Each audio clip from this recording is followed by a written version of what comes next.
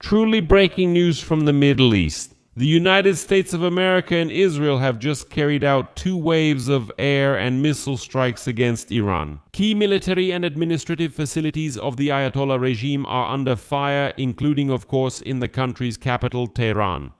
Donald Trump has already publicly called on the Iranian army to lay down their arms and surrender. He stated directly that the US, quote, wants to destroy their missile program and wipe out their fleet. Members of the Islamic Revolutionary Guard Corps, the army and the police, you must lay down your arms or you will be killed. At the same time, there were reports that strikes by the US and Israel had already hit the residences of Iranian President Masoud Pezeshkian and their Ayatollah Ali Khamenei. But the war has already escalated. Iran's Islamic Revolutionary Guard Corps is attacking US military bases throughout the region, and in the United Arab Emirates they reported at least 1 death as a result of intercepting Iranian missiles. Donald Trump in his statement made it clear that this phase of the war will continue for several days up until the overthrow of Ayatollah Ali Khamenei's regime. In particular, Trump urged Iranians to remain in shelters for now, but as soon as the bombings stop, they should immediately go out into the streets and take power into their own hands. Preparations are underway in Israel for retaliatory strikes from Iran. At the same time, more and more footage is appearing online showing how missiles, American Tomahawk missiles, are attacking targets unimpeded in the very center of Tehran, which indicates the total weakness of Iran's air defense. At the same time, the White House admitted that, in parallel with the negotiations on the nuclear deal, for several months, together with Israel, they were still preparing a full-scale attack. My name is Alexei Pechi, let's discuss this topic together. But before we start this episode, I ask you to subscribe to this channel, like the video, and leave any comment to help promote this episode on the YouTube platform. And subscribe to my Telegram channel, Peachy News, to be the first to know about the latest news.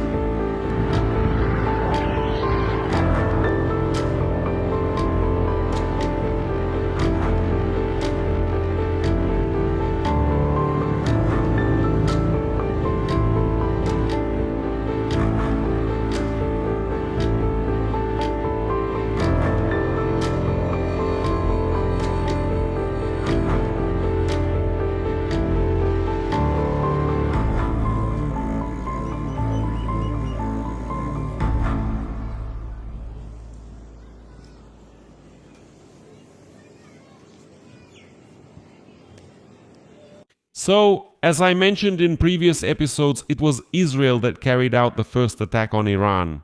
In this episode, we will go through the entire attack that happened today in chronological order. But to put it briefly, early Saturday morning, the US and Israel launched strikes on Iran after months of joint preparation. The Americans planned to carry out their attacks over several days. US President Donald Trump described the military campaign as moderate and ongoing, adding that as a result, American lives may be lost. Trump also advocated for regime change, urging Iranians to take over their government. He also accused Tehran of trying to restore its nuclear program after massive US strikes last summer, which, according to him, actually destroyed the nuclear facilities.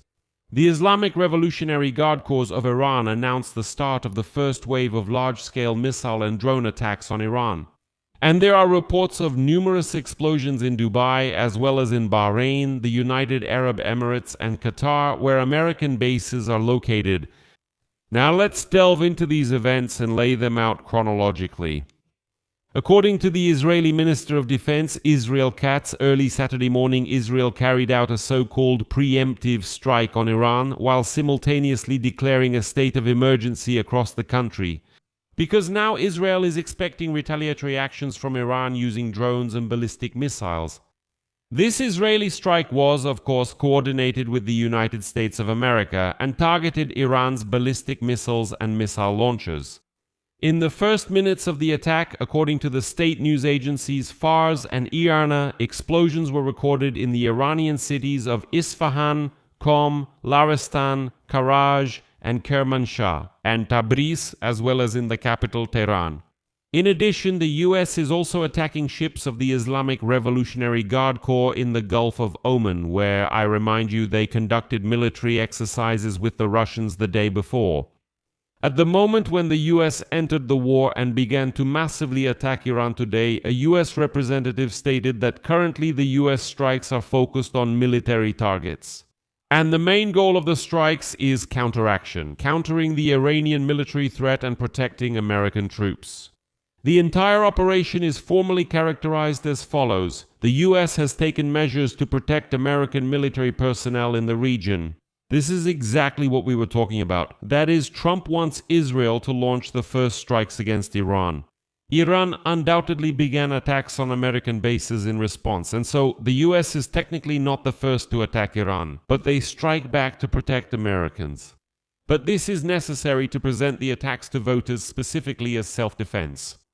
Later, US President Donald Trump, in an address to Americans, late at night, by the way, US time, confirmed that the United States had launched a military campaign in Iran, and next, I'll quote him. "Our goal is to protect the American people by eliminating immediate threats from the Iranian regime, a brutal group of harsh and terrible people. Its threatening activities directly endanger the United States, our troops, our overseas bases, and our allies around the world. For 47 years, the Iranian regime has chanted, 'Death to America,' and it has waged an endless campaign of bloodshed and mass murder targeting the United States, our troops, and innocent people in many countries. For 47 years, the Iranian regime has chanted death to America, and it has waged an endless campaign of bloodshed and mass murder targeting the United States, our troops, and innocent people in many countries». Сразу после этого обращения в Тегеранском районе Пастер, где "It has waged an endless campaign and killings targeting us."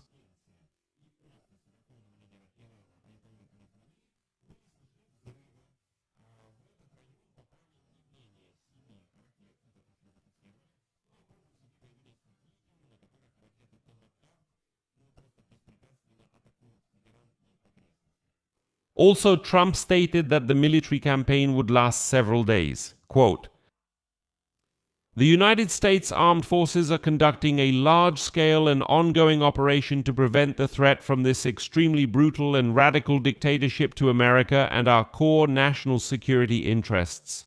We are going to destroy their missiles and level their missile industry to the ground. They have rejected any possibility of giving up their nuclear ambitions, and we can no longer tolerate this."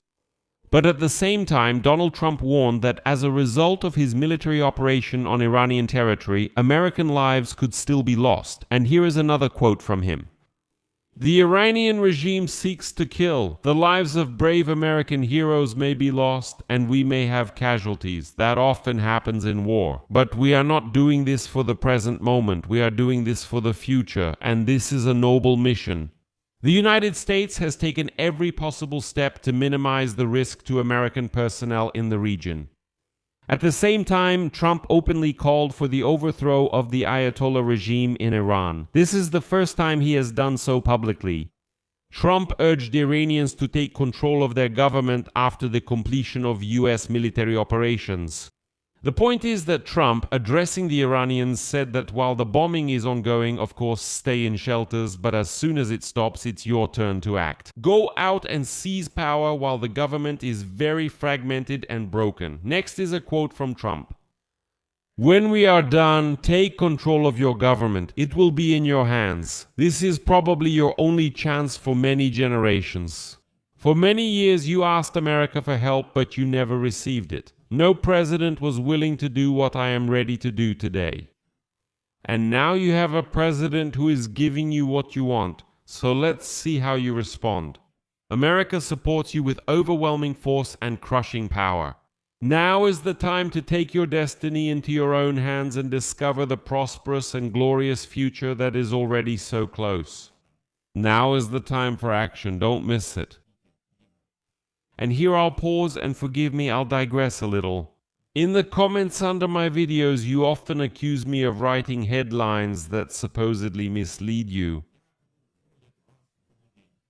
I urge you, especially those who write such comments, to finally start thinking critically and evaluating the situation not by the headlines. Let me explain why.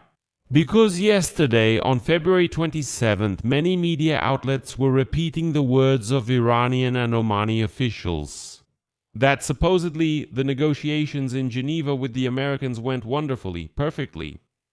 They stated that there would be a new round of negotiations as early as next Friday, and so on and so on. And you, reading these headlines, told me in the comments that there wouldn't be any war. They've already stated that supposedly the negotiations were successful. In my episode, I said directly that the Americans said something about this, but how did the Israelis describe these negotiations? They didn't. They didn't describe them at all. Not in any way. All the positive assessments came from the Iranians and Omanis, the mediators. That's it. And in my previous episode, yesterday's, under which you also wrote that Pechi wrote some wrong headlines again. So in it, I told you that America is preparing for war in the coming hours, not for negotiations.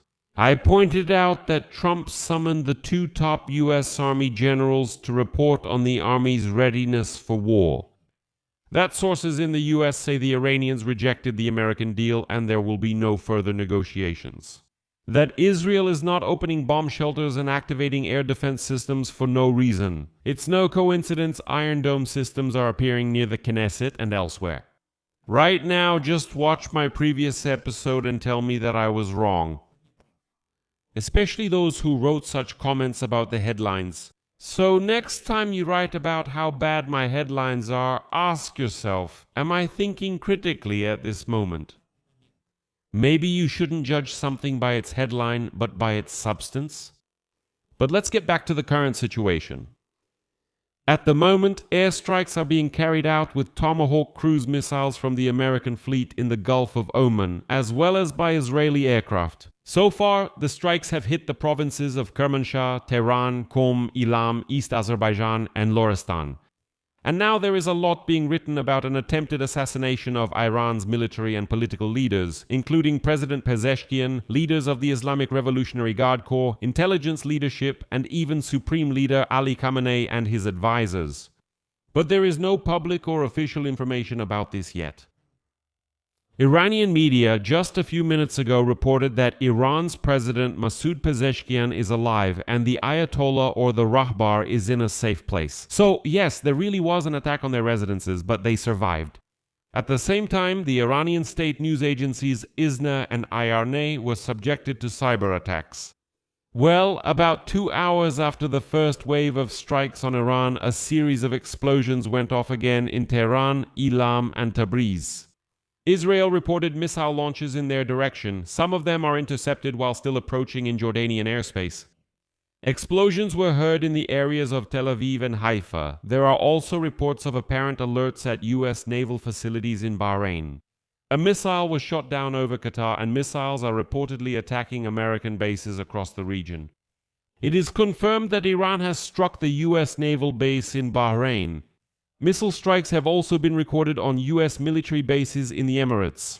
Explosions have been reported in the area of the Al Dhafra military base and Abu Dhabi. The airspace over the Emirates is closed, as is the entire Persian Gulf region right now.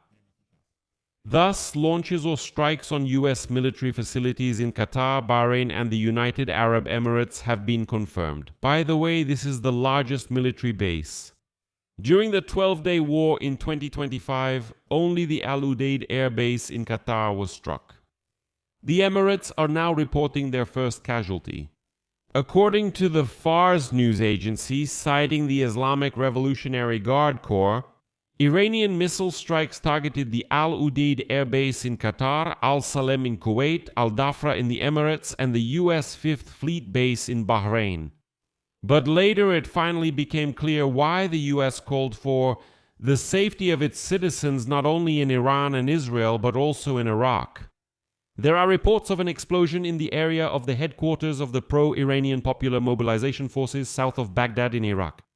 2 people were killed, 3 were injured, and this was to be expected since Israel and the US will try to neutralize pro-Iranian allies in the region before they also join the war. There you go. The Iranians carried out strikes on a US military base in Erbil, which is in Iraqi Kurdistan. And later, the Prime Minister of Israel, Netanyahu, also made a statement. He called on all segments of the Iranian people to throw off the yoke of tyranny and establish a free and peaceful Iran. He stated, and I quote, "Yokimsti.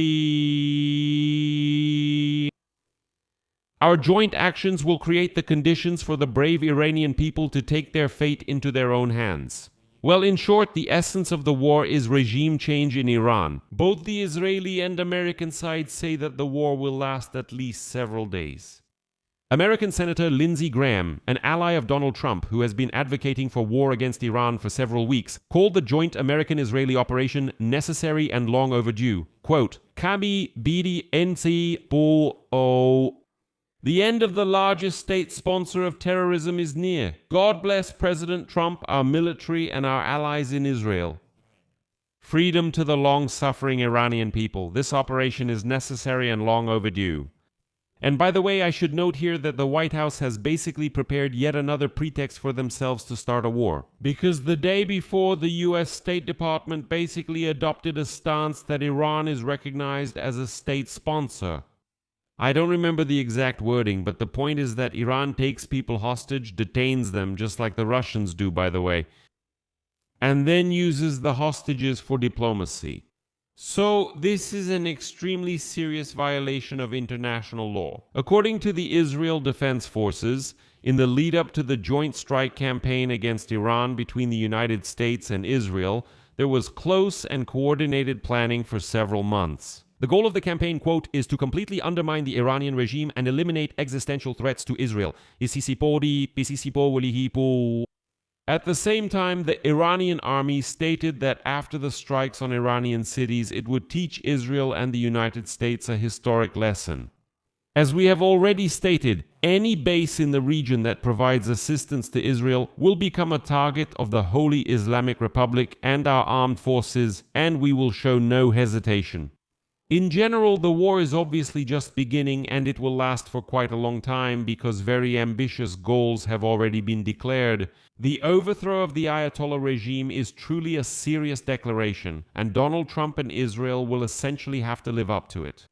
Let's see how the Iranian people will actually react to all of this. So for now, I'll leave it at that.